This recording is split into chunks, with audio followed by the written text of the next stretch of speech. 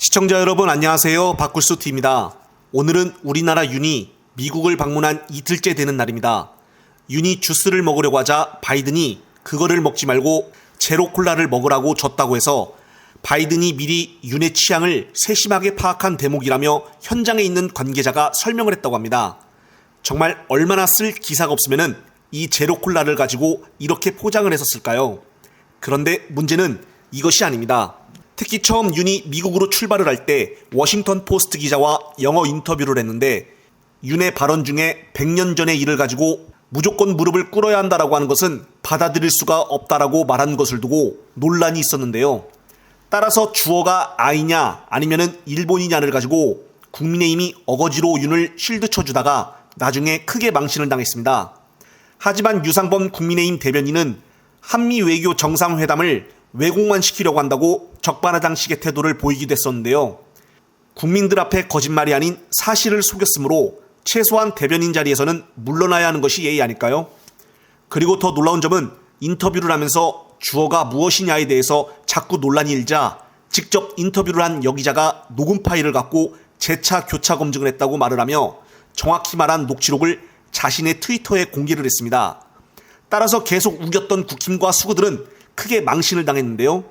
그런데 다름이 아니라 이 여기자가 자신에게 차마 입으로 표현하기 힘든 욕을 한 트위터 글을 본인의 게시물에 올렸는데 이것을 보낸 사람은 아이디 이름으로 봐서 한국 남자로 추정된다는 것입니다.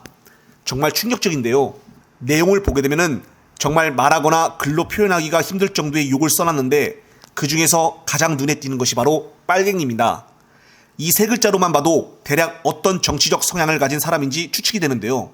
하지만 이것은 정말 진영 논리를 떠나 팩트를 가지고 이야기하기 위해 직접 인터뷰를 한 기자가 녹취록을 가지고 그대로 공개를 한 것일 뿐인데 이것을 가지고 저런 식으로 욕을 하면은 대한민국을 정말 어떻게 생각하겠습니까?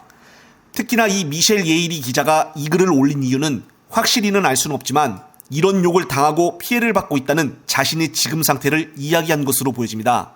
상당히 심한 충격을 받지 않았나 싶은데요. 아마도 예일이 기자에게 이 욕 한 개만 온 것은 아닐 것입니다. 하지만 만약 미셸 예일이 기자가 인터뷰 녹취록을 공개를 안 했다면 정말 이 싸움은 답이 나왔는데도 불구하고 상대방 쪽이 인정을 하지 않아 이 논란이 언제 끝날지 누구도 알지 못할 것입니다. 따라서 미셸 예일이 기자분이 정말 큰일을 해내신 건데요. 이렇게 정확한 사실과 팩트임에도 불구하고 이것을 정치적인 진영 논리로 갖다 대어 정답을 맞추고 있으니 이런 행동들이 얼마나 위험한 발상입니까?